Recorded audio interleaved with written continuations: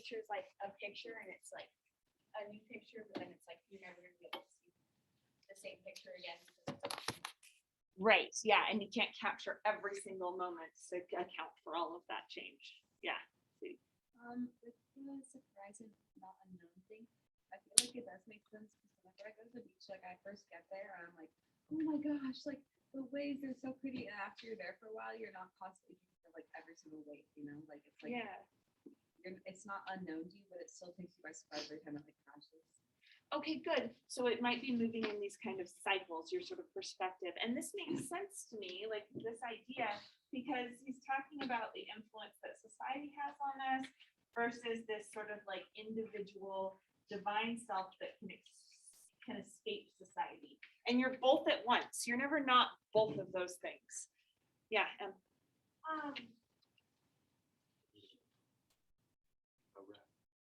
You constantly change. So you see things with new eyes. Awesome. So it's not just nature that is changing, it is you as a part of nature that are also in constant change. You are constantly changing. Ooh, that's kind of a paradox on its own. Yeah, James. Just a little bit on like kind of like how things can do and only do at the same time. On Memorial Day, I went fishing with my dad on boat tubes, and I've been fishing with my dad just like up on lakes before, but like it's old in the fact that you may have been there before, or you may have had an experience like it, but you will always look at something differently. You will always be you and you, because you are constantly changing your personality, how you view the world. It's just kind of, you grow up every day and you get a different view. Yes, I like that. So it's like he's kind of celebrating there then the familiarity and the surprise at the same time. Alex. Yeah, sorry, I just saw a face and then I got distracted. Alex. So like with the new and old thing, you know when you like meet up with a friend after you have to see them for a while, or like after you have to remember, and at first it's kind of awkward, but then like after a while you guys catch up and it's like your old friends because it's new to you to see them again, but like there's still the person that you've known for a while. Yeah. Yes, and when you are feeling that kind of like awkwardness or surprise, it's like you're learning how to react to that person again. And Emerson kind of wants you to sit with that awkwardness for a little while and always be aware of that other person. Yeah. All right.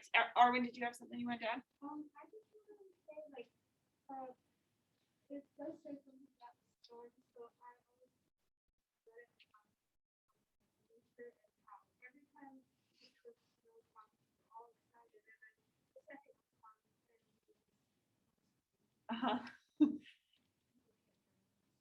Yeah, so it starts to like sort of wear on us and we're not seeing things with that like fresh perspective. Okay, that was so much thought. So write down under effects now, what is the effect of the paradox there? When you're thinking of effects, you're like, what kind of argument does he create through the paradox?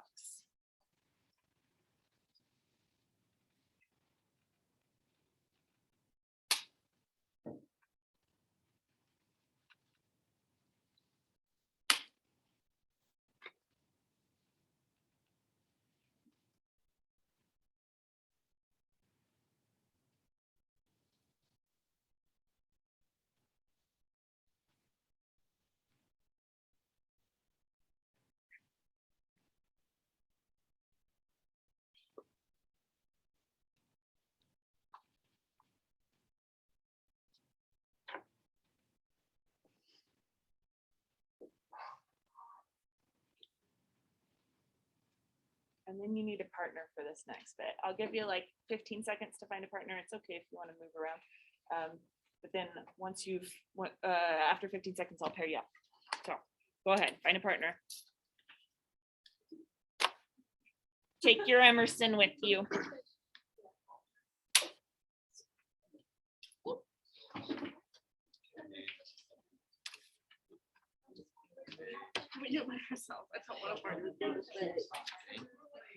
You don't want to have to talk with anyone? No, my social levels are low today. Yeah, it's okay. You can do it by yourself. Oh, Seriously, you don't think that she was tired? Why did it get so quiet? You're getting a partner? Before that. Oh, you were writing down the effects on your word of the day. Okay, raise your hand if you don't have a partner. No shame. We're still here early. I'll pair you up. Oh, perfect. Isabella and Carter are partners, and Walker and oh gosh, not Paige. I'm so sorry. I just forgot your name. It is Paige and Jamie. Okay, sorry. Okay, Walker and Paige, and then raise your hand if you don't have a partner. Okay, you two. Okay, and you two. And Bella, you're just gonna pair up with the two girls. Okay, perfect. Okay, all you have to do for this, we won't be in partners for that long. I'm gonna give you 3 minutes to discuss what you think his main arguments are in this. So you already wrote the paper about it. You have lots of ideas about what his main arguments are. So discuss together, see if you kind of have the same ones that you're pointing out. Okay, go ahead. So I just have the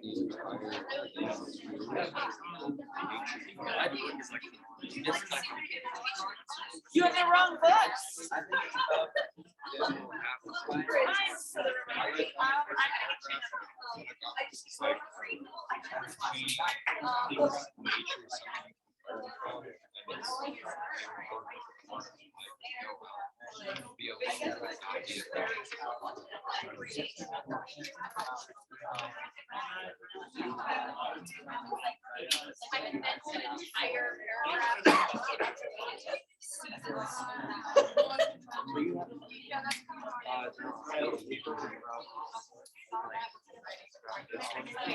probably made it pretty difficult to do the assignment.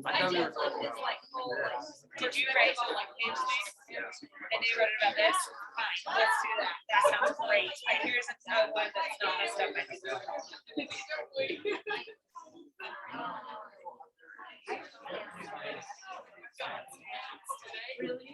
So then Ruben will just have to tell you what this one's about.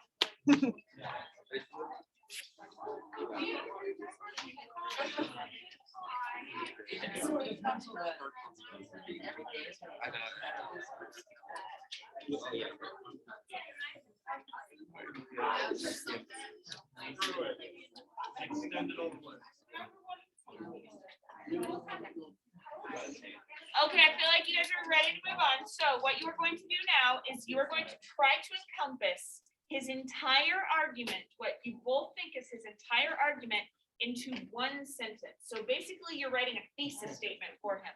He doesn't write like a high school essay where it's intro, here's my thesis statement, here are my paragraphs. So you got to do that for him. You're going to write it right up here at the top of the essay, and you both should have the same sentence written down. So One sentence, and you're trying to encompass his entire argument. The only way to do this is to be super precise with your word choices. Nature is cool. Yes. the whole thing. Oh, I know, right?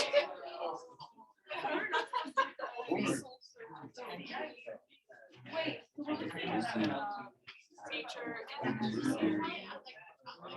nature is the beauty of nature. Central.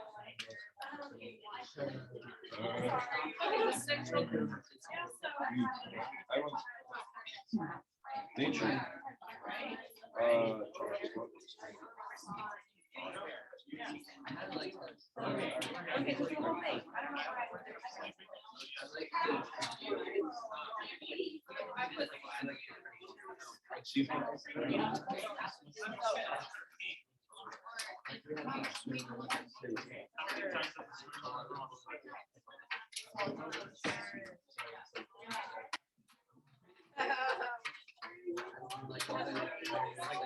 So your one sentence that encompasses the entire argument.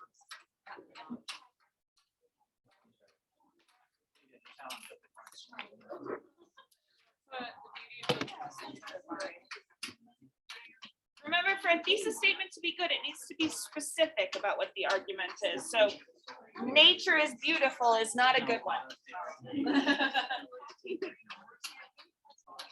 Or nature inspires you, not a good sentence. Nature is good, not a good sentence. We love nature. Let's love nature, no. Love nature. What? Love nature. Oh, I was trying to give examples of what wouldn't be a good sentence. You're trying to be as specific as you can be.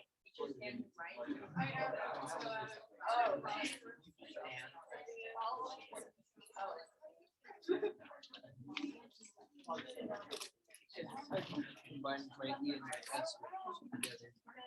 Oh. I'm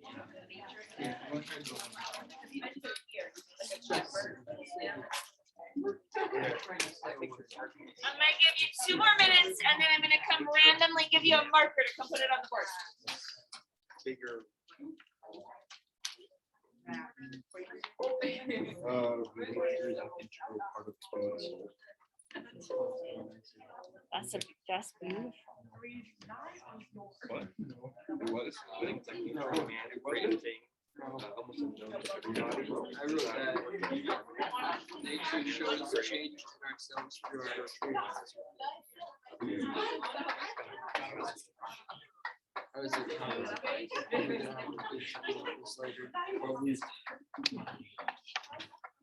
What did you say?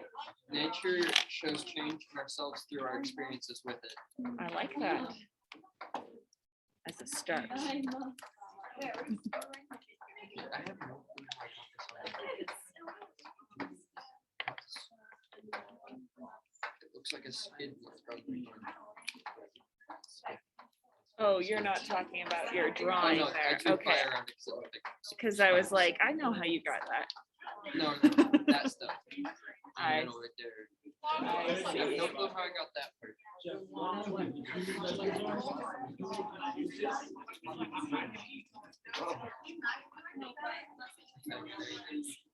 But I got there somehow. I'm really mad at my classmates from 5th period. Why?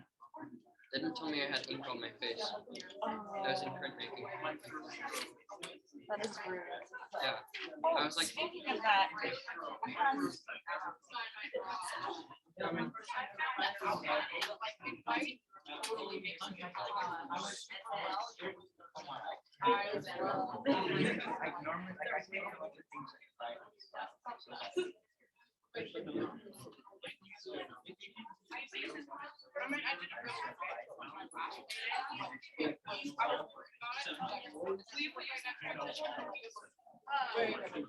You still working it out? okay, when you got it, Nature and always sit down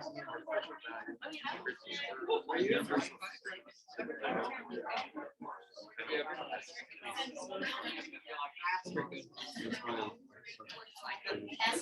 I just told you it was good.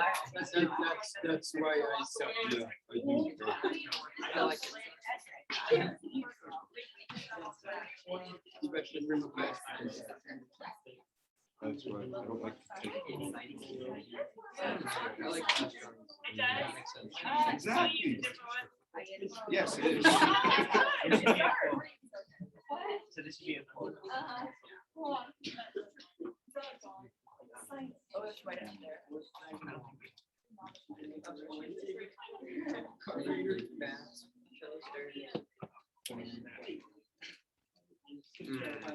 It's a good pastime. Ow. There are knives in here, not like the carving knives, not oh, like actual knives. but like knives for your like Filipino art and stuff. Yeah,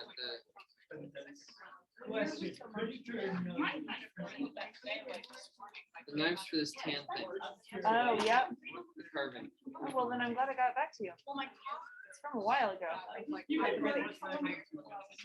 I didn't know I ever.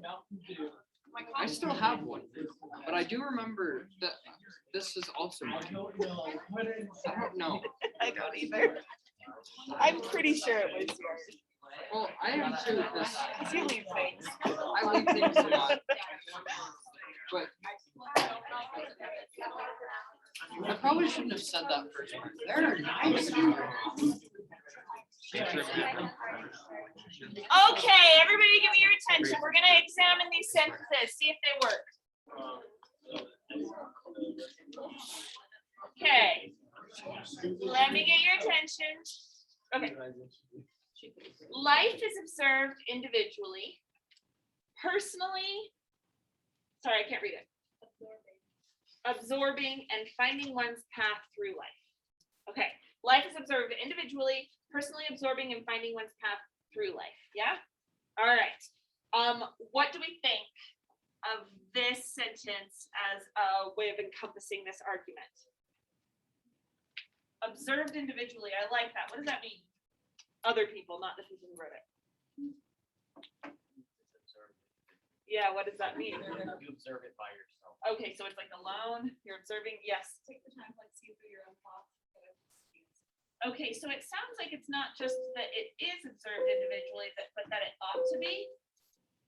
If that's what we're defining it as, if we're saying that observed individually means that you are observing sort of like your own thought processes, it seems like maybe observed is the wrong word, and maybe it is examined. Life ought to be examined individually and personally, right? That's sort of what we're saying. So like individually and personally. Do we need both? What is the difference between individual and the personal? I'm asking you guys this time.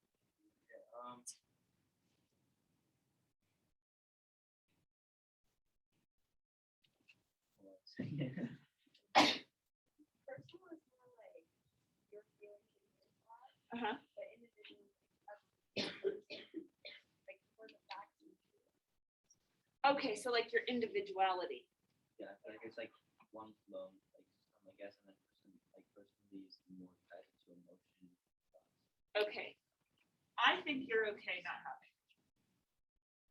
You could choose one or the other, but life is or ought to be examined individually and absorbing. What does that part mean? I guess it's like I'll take everything in. Okay, so you're supposed to like, so it's like you're not supposed to just examine it, you're also supposed to absorb it. Yeah.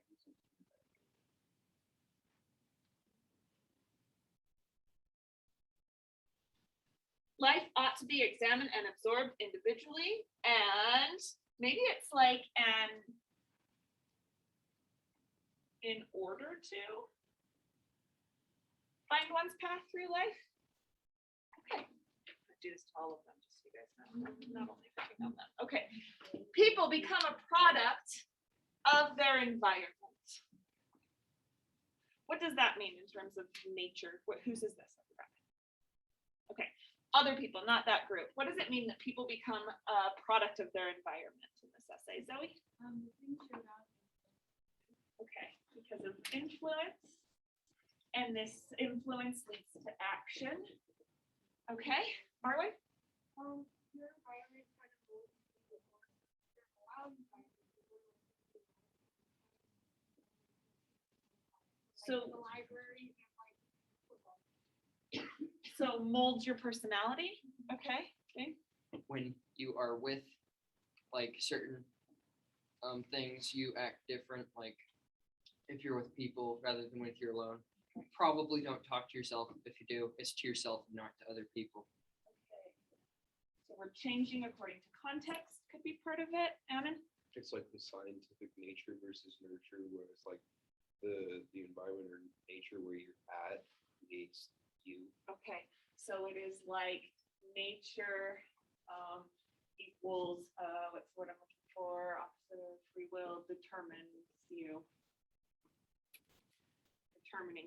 Okay. Yeah. This is kind of like an addition and an explanation, but it's like not only is like your perspective on life a product of the things around you, but like also like it's kind of like it goes both ways. Mm-hmm. Like it can be interchanged. Like your environment changes your perspective, and your perspective changes the way you view like your environment. Love it. Okay. So I'm going to go back to you two. Which one of these did you mean? Could they all be the same? They all seem slightly different to me, don't they? Right. When we're going for specifics, which one of these, and this is for everyone, which one do you think that Emerson would not agree with? Why influence equals action for him?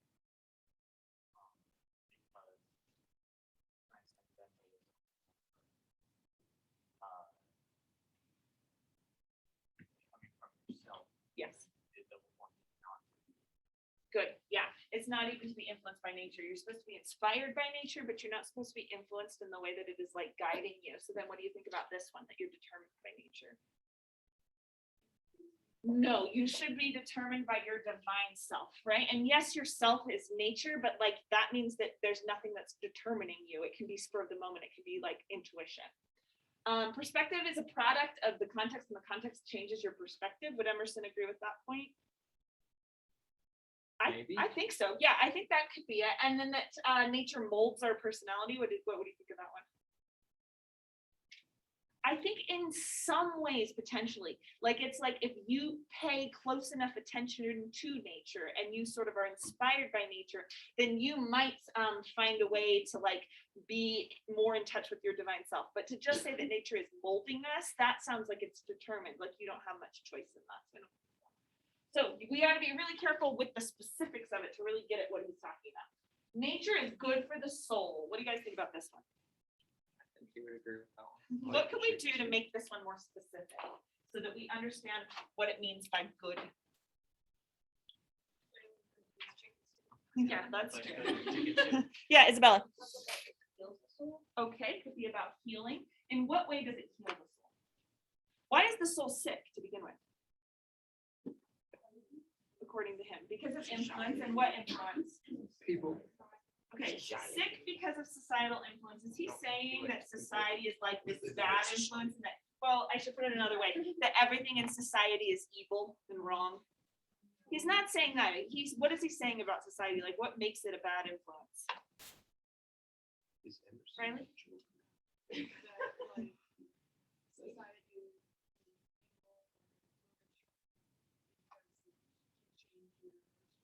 Yeah, okay, so it's like, it's overpowering. It's really hard to escape its effects. So it's not that everything everyone else does is so bad, it's that it is like influencing you to act a certain way that goes against who you are. Yeah, Bella. It's like popular opinion, like sometimes people just don't like what other people are doing instead of thinking for themselves and thinking. Okay, conformity is easier. Sadie, what were you gonna say? Oh, sorry, Alec. Yeah, he doesn't like hate society. Like people who just hate that people get so much influence that they lose themselves. Okay, we're in danger of losing the self. All right, good. Yeah. I think it's like less of like society is bad and more of like we depend on it too much.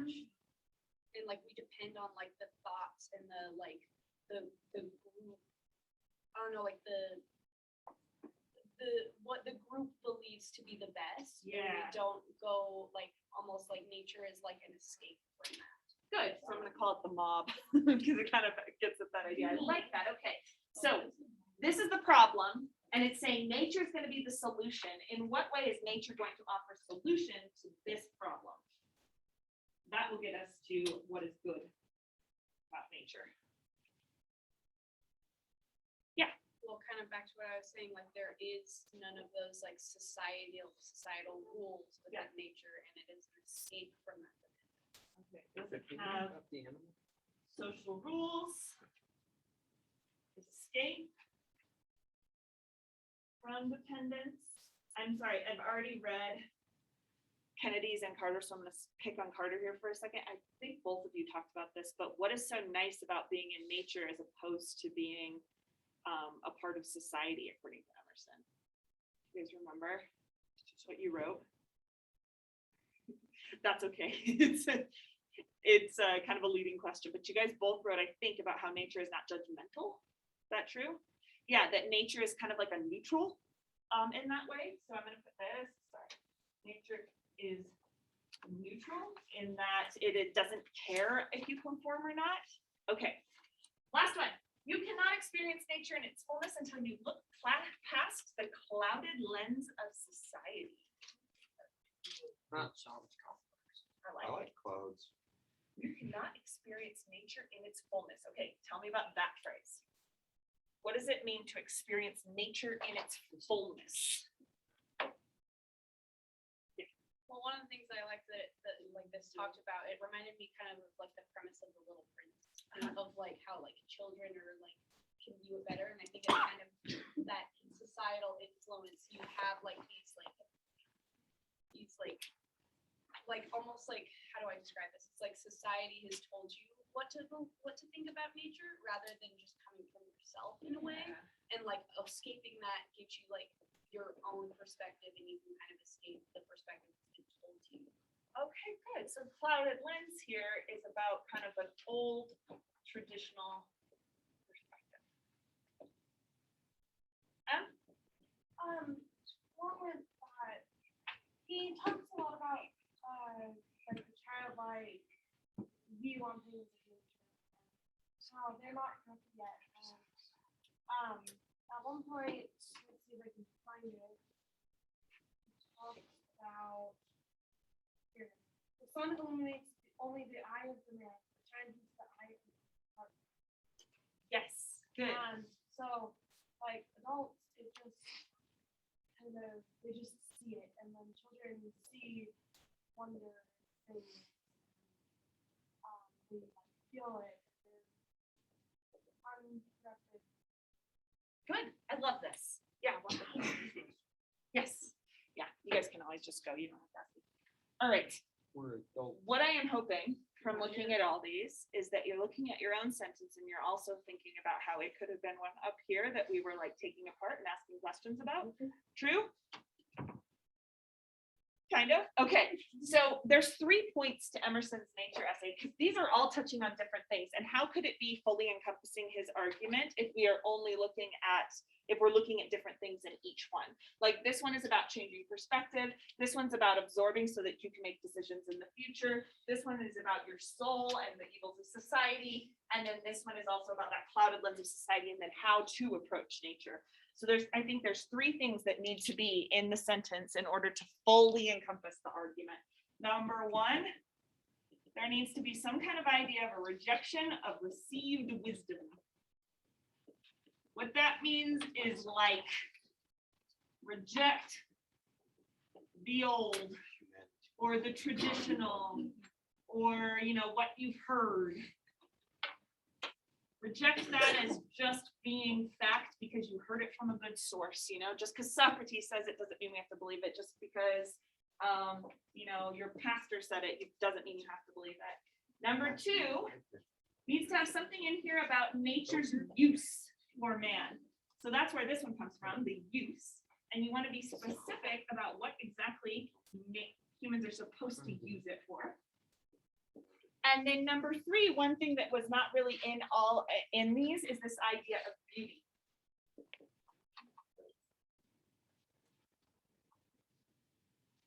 Beauty and the use of beauty for humanity. Okay, so in order for your sentence to fully encompass the argument, it really needs to touch on these 3 things. So I'm going to give you chance now to revise your sentence. If it does touch on these 3 things, then you're awesome. I wish I would have called it, you know, I'm just kidding. These were really, really useful for me. That was amazing to say accidentally. But if yours already touches on these 3 things, then that's awesome. No need to revise, but I'm guessing everyone needs to revise. So try and fit all 3 of these things into the sentence. And again, the only way to do that is to be really specific. You know, add some becauses, specify and make your word choices precise.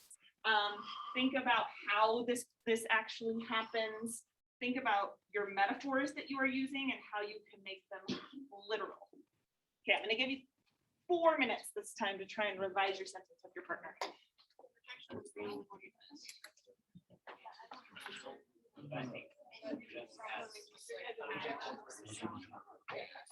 Probably like the beauty, like we could keep like this, but I feel like just add to it.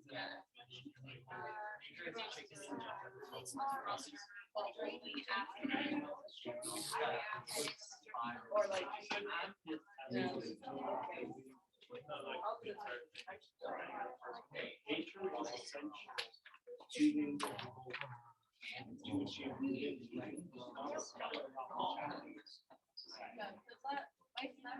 used to fight with them.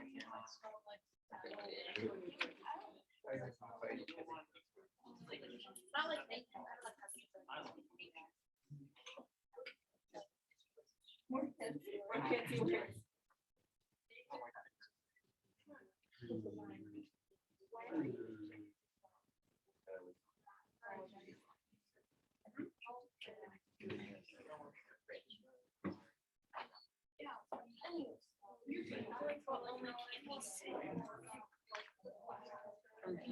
These are the three things that I can draw on this. I feel like that makes more sense.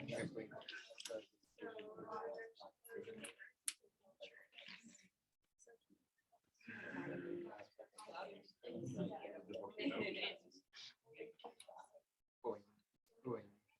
After the rejection. Cause like, it's not like, yeah.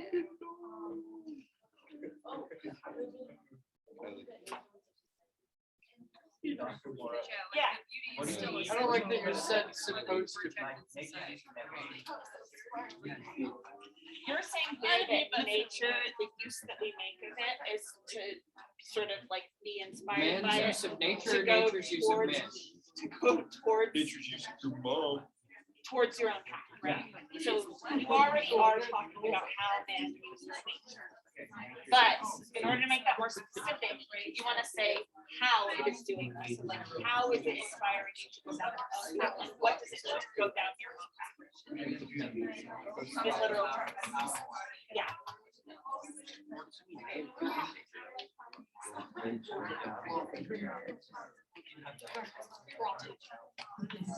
Like that was like my literally, I couldn't, like even though it wasn't his main point, I put it in my page to make it point.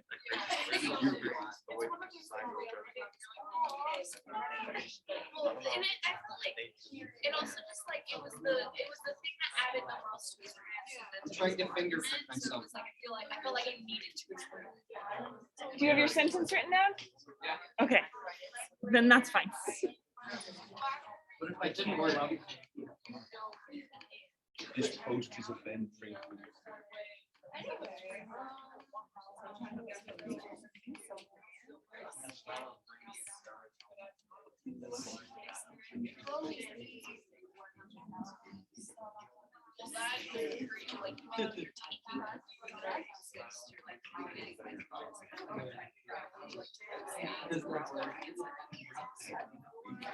You drew a football joke.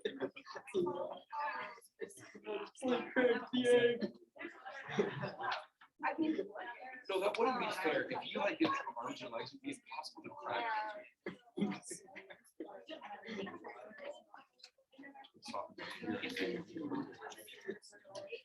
No, I think this is. We're funny. Yeah. I don't think people understand the comedy is to be offensive. How to read arms? Yeah. Yeah, it is. People getting offended for other people. I Yeah, try it's to like really push rough. myself to not hyper focus on like little accidentally. Nature's use for man is what I meant to say. Is it man's use for nature? Yeah. Okay. Sorry. We already have it. Yeah, sorry, I wrote that wrong. I meant to say man's use for nature, and I wrote of, and that made it very confusing. So I just made man's use of nature to be the number 2. I saw nature's use of man. Nature's use of man. I don't feel like nature has much big use. No, I don't think so either. If anything, I think it's kind of the opposite. Like I think we're like actively destroying it. He doesn't have too much of an issue with the fact that we're commodifying nature, Yeah. but he's just like, don't celebrate the stuff you make from nature. Oh yeah. I'm not saying like that's his argument. Yeah. I'm just saying that's reality. Yes. Yeah, I don't think nature needs us that much. Yeah. What's funny is I'm starting to think of the thoughts. Yeah, if anything, I feel like I'm Like there's another internal monologue. Uh-huh. Do you think in like words? Who has their sentence now? Raise your hand. 2 more minutes to get your sentence? That's either one of them. Okay. I just never. I hear sound. But I don't think in words. I missed the days where we would have 2 minutes of reading time. I hear myself, I do like, too. Maybe we should bring it back. Could we please, I need an excuse to. But it is that Yeah. Because I like. Yeah, exactly. I just have an internal Yeah, I did. We're not monologue. doing book report, so I was like, will they actually do it? But you guys are honor students, you'll do it. Yeah, And I that's can it. think of me slapping myself. I won't write a report on this book, but I'll still read it. All right, I lied. I want to show you my sentence. Okay, I said Emerson argues that the only way to escape the overwhelming influence of social consciousness is to, that in order, here we go, I messed it up. That the only way to, in order to escape the overwhelming influence of social consciousness, we must recognize the beauty of nature through a disinterested lens. And then I think I've fit everything in there that he's talking about in this essay, at least this excerpt from the essay. So I want to point out a couple things to you. I wanted to use some adverbs and some adjectives so that I could really pinpoint exactly what he's talking about when he's talking about influence. I wanted to make sure I'm clear about the way that people are supposed to be interacting with nature. And then I wanted to be clear about that way over here with this idea of being disinterested. And basically that just means that they're not supposed to be looking at it like, how could I how could I use this nature? They're not supposed to be looking at it that way. And if you look at it without thinking, how can I use it? That's the way that you use it. It's paradoxical again, but yes. Do you feel good about your own sentences looking at them? Yes. Like kind of, okay. Are they more specific? Yes. Okay, good. Then let's move on. I like the move. Okay, you're gonna find an essay in your packets called Living Like Weasels. I don't remember where it is. Right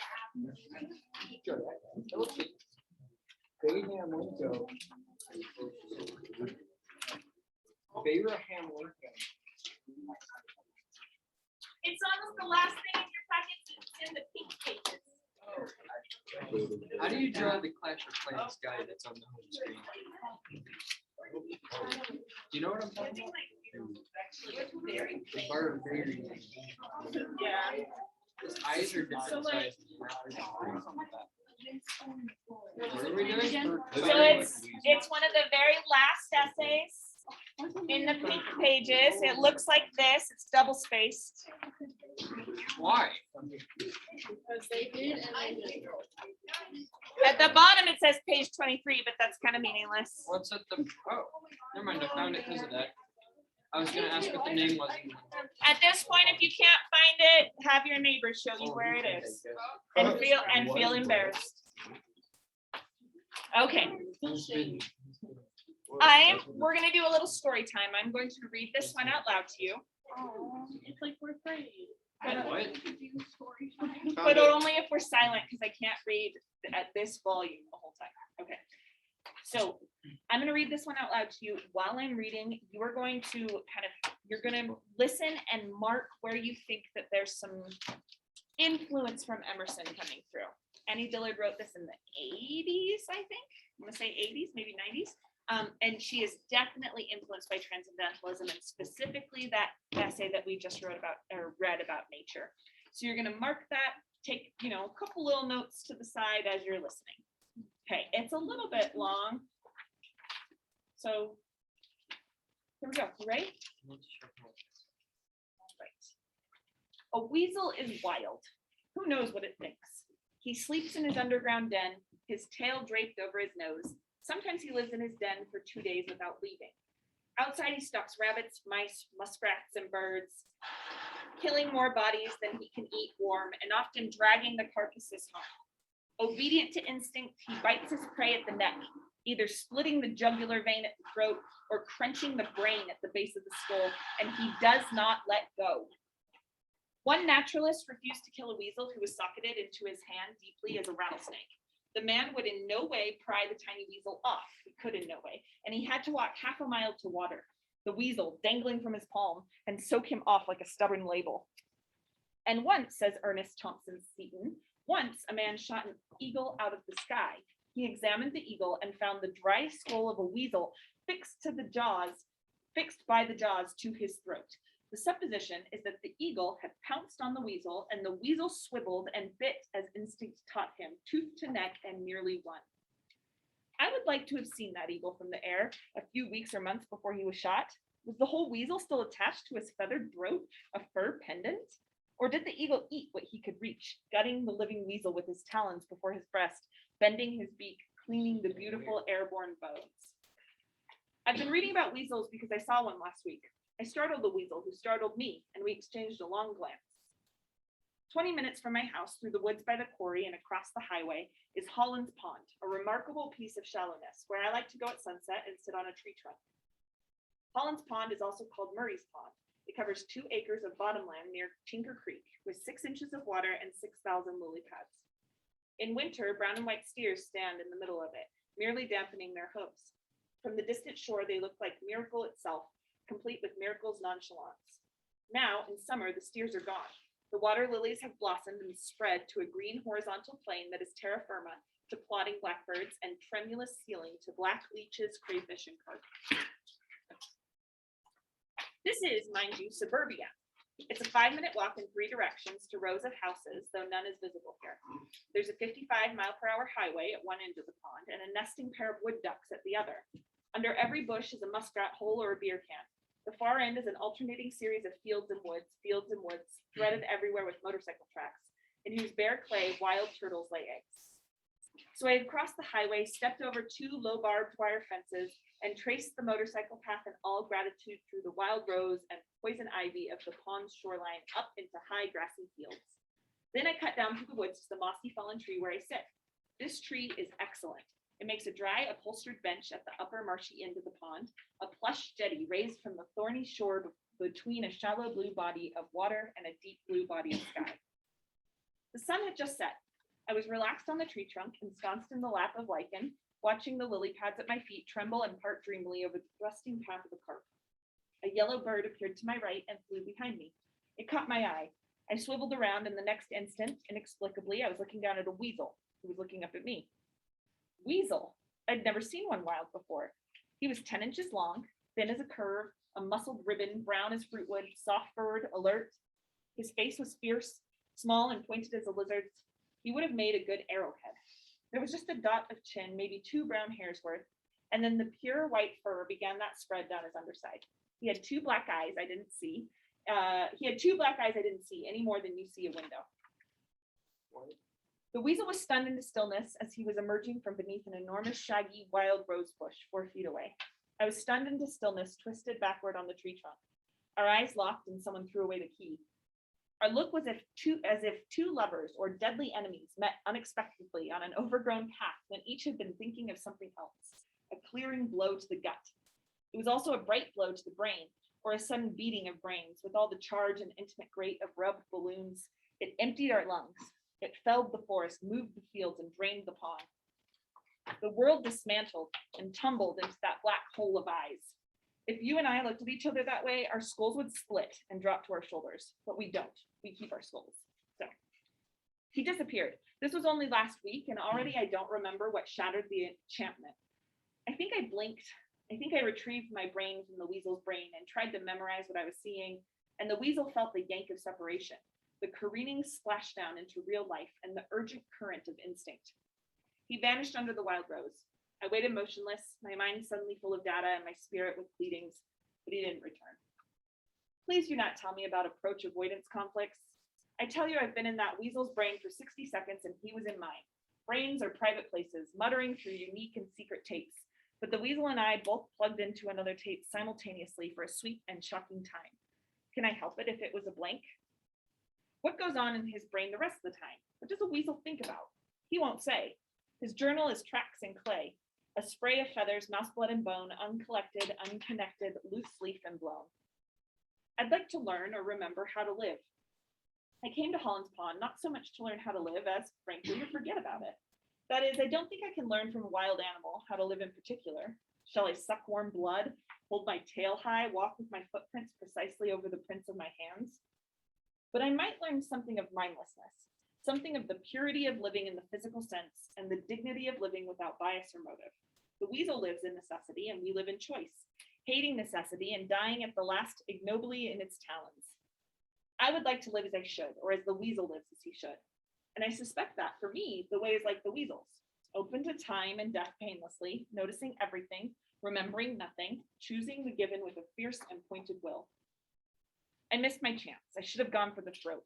I should have lunged for that streak of white under the weasel's chin and held on through mud and into the wild rose, held on for a dearer life. We could live under the wild rose, wild as weasels, mute and uncomprehending. I could very calmly go wild.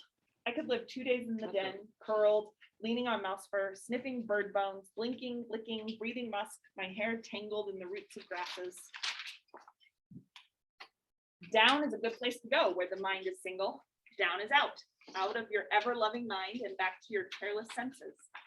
I remember muteness as a prolonged and giddy fast, where every moment is a feast of utterance received. Time and events are merely poured unremarked and ingested directly, like blood pulsed into my gut through a jugular vein. Could two live that way?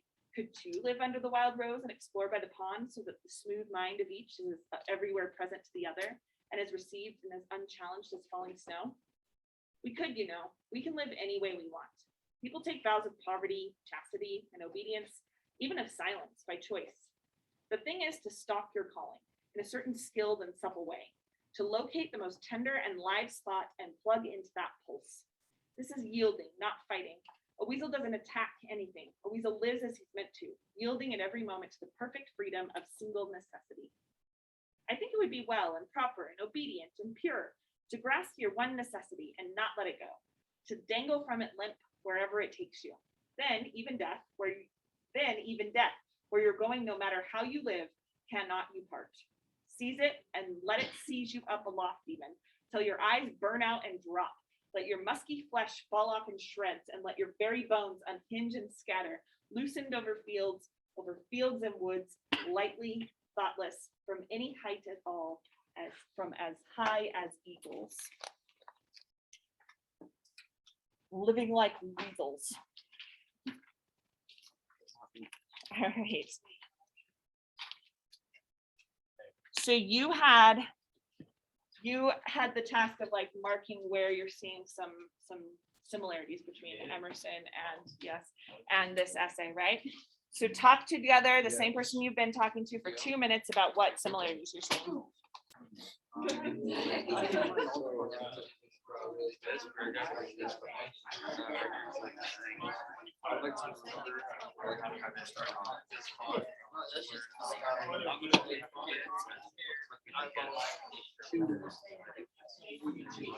So one thing I noticed in the second last paragraph is like right here it says yielding at every moment to the single necessity. It kind of reminds me of Emerson's like vibe on nature and beauty.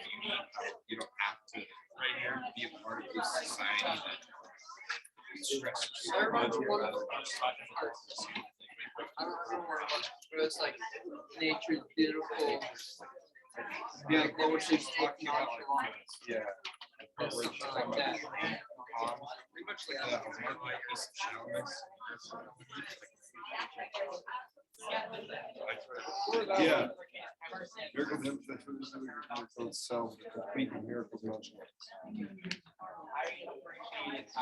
What is terra firma? Yeah. Land. Why didn't they just say that? Firm land. Why didn't they just say that? I'm doubling that. I'm double checking them. Dry land. So yeah, firm land.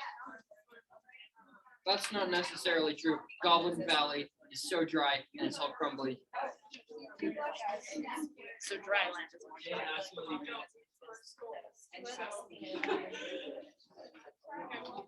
Okay. So what I wanted you to notice here, I think there's a lot of specifics here that relate to Emerson. Like there's this idea that you're living according to your purpose and that you're tapping into what that actual purpose is and that you're not getting distracted by other things in order to like live that purpose, right?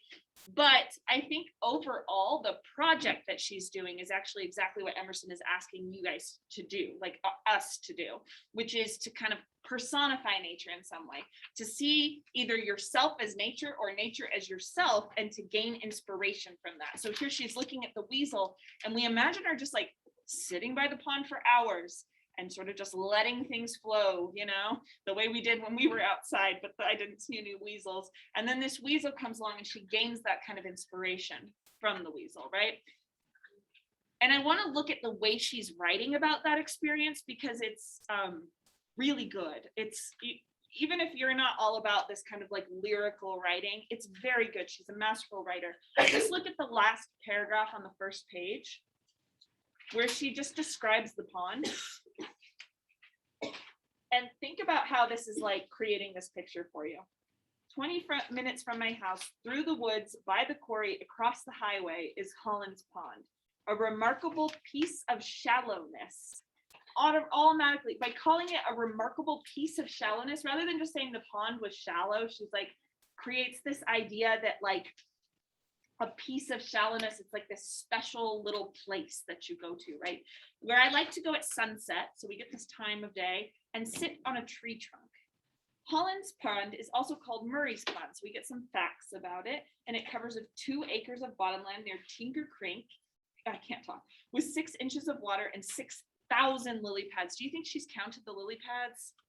Probably. No, well, maybe with her. Sounds like she has. With her, maybe, but 6,000 is quite a round number. She's kind of like just giving you a sense of it, right? Maybe And she doesn't just say. took out half the lily pads so that it was 6,000. She doesn't just say 1,000 lily pads. She doesn't just say thousands. She doesn't just say a whole lot. She says 6,000. So you get this idea of how many. In winter, brown and white steers stand in the middle of it, merely dampening their hooves. From the distant shore, they look like miracle itself, complete with miracle's nonchalance. Now in summer, the steers are gone. The water lilies have blossomed and spread to a green horizontal plain that is terra firma, dry land, to plodding blackbirds and tremulous ceiling of black leeches, crayfish, and carp. Do you love the alliteration there? It's like it's alliteration and what's called consonants, where it's leeches, crayfish, and carp, and those sounds are repeating themselves. She's really cognizant. She's really aware of the way that these words sound together, and the way that they're creating this picture. So you're going to have an assignment coming up where I am asking you to do a bit of creative writing, kind of similar to this. I'm going to ask you to identify something in nature that you're interested in, and identify something from your past. It could be a recent past, but something that has happened to you, and thinking about the ways that those two things interact. So we're going to do just a little exercise here. This doesn't mean that this has to be the instance that you pick for this bigger assignment, but go back to your prompt and take a look at your big moments. When I say big moments, for me, some of my big moments would look so tiny to someone on the outside. Like something that was so important for me, someone else would say like, why? That was like, you watched, I don't know. What could be something small? I should have done the exercise ate a too. specific jelly bean.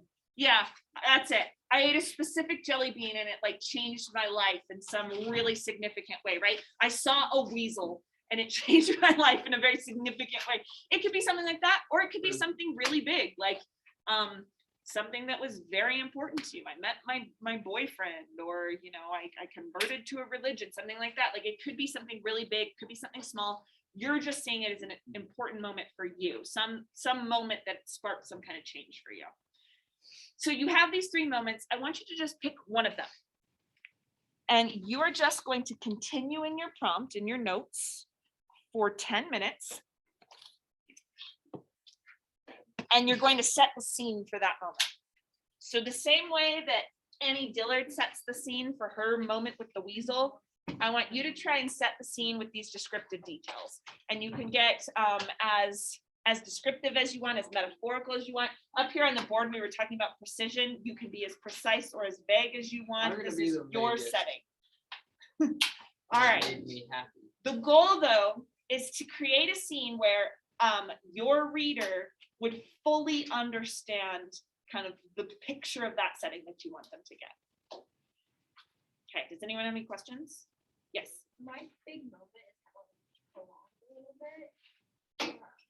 Maybe describe the first setting, or or describe just one of the settings of that moment. Termination. Yeah, if you don't like that one, that'd be fine. Okay, yeah, if you are like, now that I've heard what I'm supposed to do with it, I don't like that moment, you can choose something else now. Yeah, something where you can set a set, that you can describe a setting. Okay, any questions about this? Yeah. You just do it on the same paper where you write your prompts. Okay, so it's gonna be 10 minutes. And it's a very individual activity, so it's gonna be silent while you do it, and then you can go to lunch.